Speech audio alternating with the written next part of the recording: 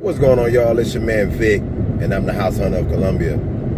Hey, I'm headed down to football practice today, and on my way, I felt like I wanted to go ahead and drop some jewels to my people. What I want to talk about today is why short sales are now the new foreclosures. If everybody probably remembers when they had the housing market crash or the bubble, where there were a lot of foreclosures. Saw it all on the news. All you saw was foreclosure, foreclosure, foreclosure. First, let's talk about why that happened. Some of the reasons why that happened is people were getting into homes that they could not afford. They weren't stringent on the loan documents. They were putting in stuff saying they made this much. Bank was going with it, or they were self-employed, and all this different kind of stuff.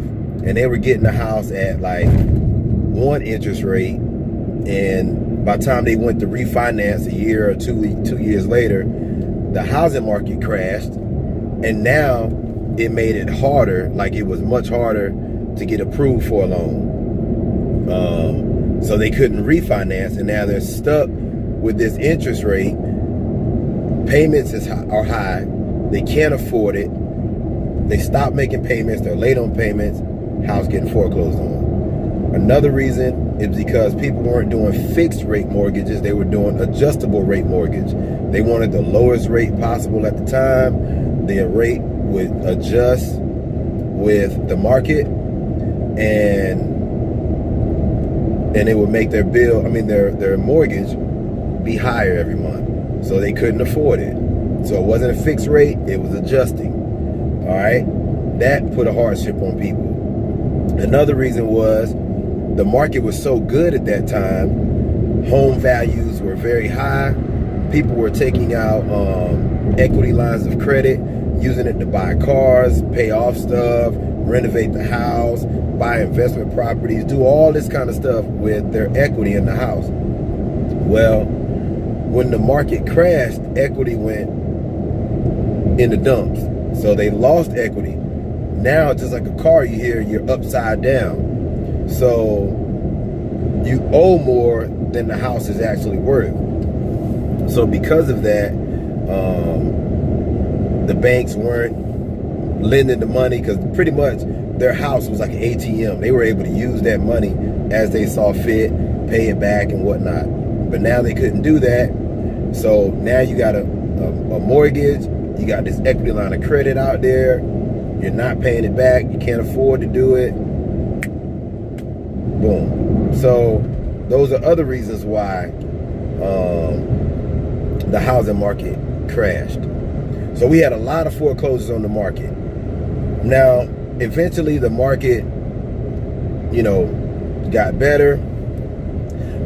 Once the market got better, you had a lot of people that, especially investors, they were, while the market was down, getting those foreclosed properties, those foreclosed homes at, pennies on the dollar or whatever, right? So they were getting at a very good rate. And then they were either holding them, renovating them, using them as rental properties. Once the market got better, they flipped them and made a pile of money. So now we're not in that phase anymore. So I get a lot of people that contact me and say, I want foreclosures. And I try to explain it to them, and I know some people think, oh, he just doesn't want to do it, or he can't find foreclosures. No, they're just not out there like that. There are not a lot of foreclosures out on the market because there's more short sales these days. Banks are not foreclosing on homes as fast. And the short sale process is basically they're selling it short of the sales price, or short of what is owed. So they're going to allow the person to sell it for a particular amount that may be less than what they actually owe. But the bank has private mortgage insurance, or PMI, on your house. So unless, like me, I'm a veteran, so I have a VA loan. My loan is 100% funded.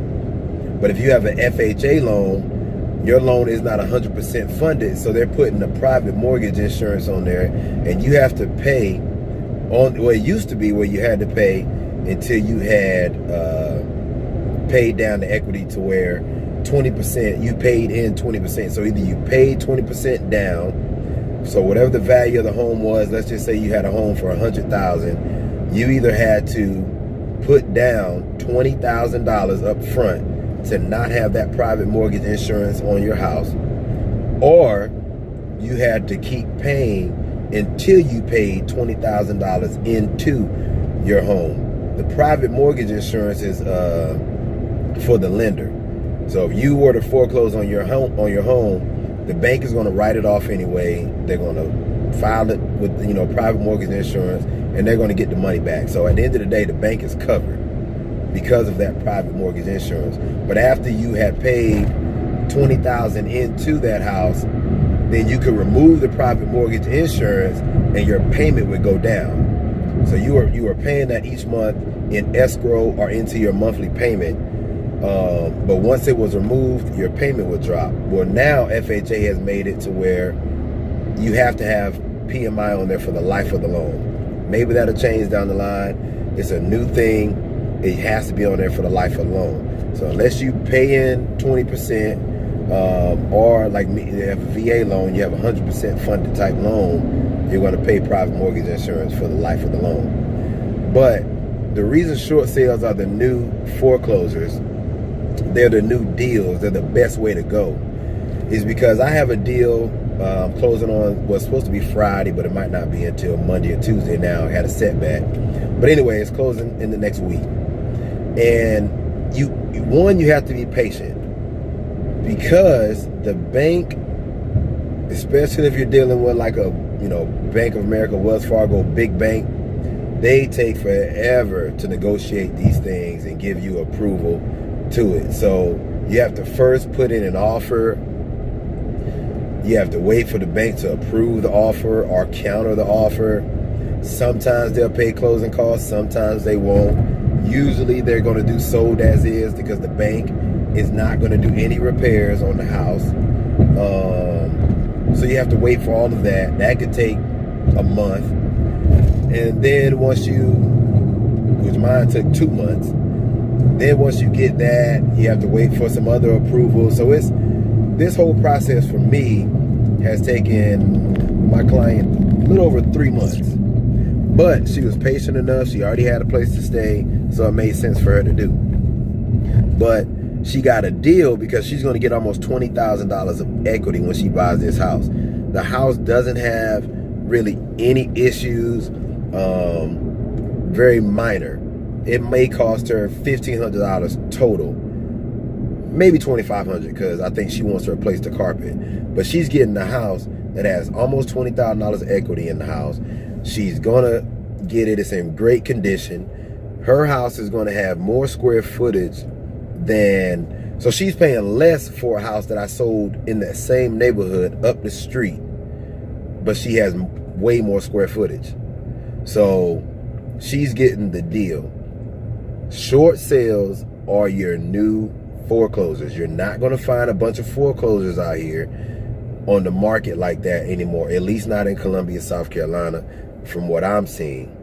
But a lot of short sales are on the market, and like I said, they may be sold as is, but you're going to find where a lot of times it's only because the person that owned it cannot afford to make any repairs, so they do sold as is.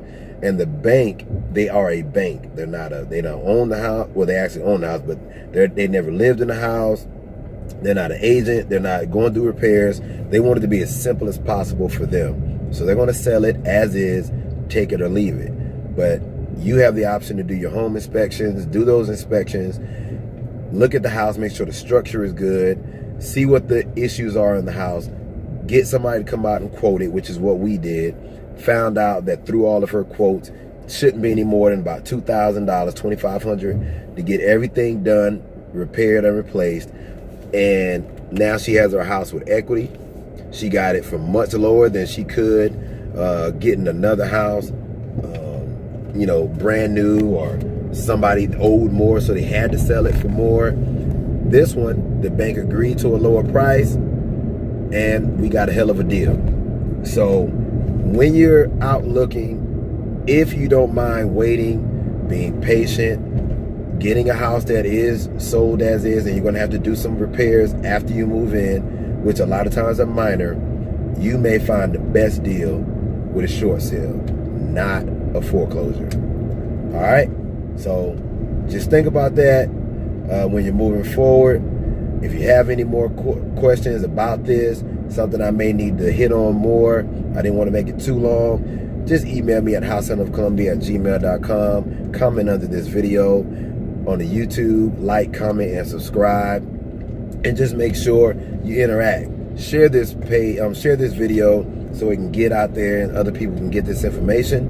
And as always, if you're looking to buy, sell, or invest in real estate, call your man Vic. I'm the House Son of Columbia. Like, comment, and subscribe. Holla back at your boy.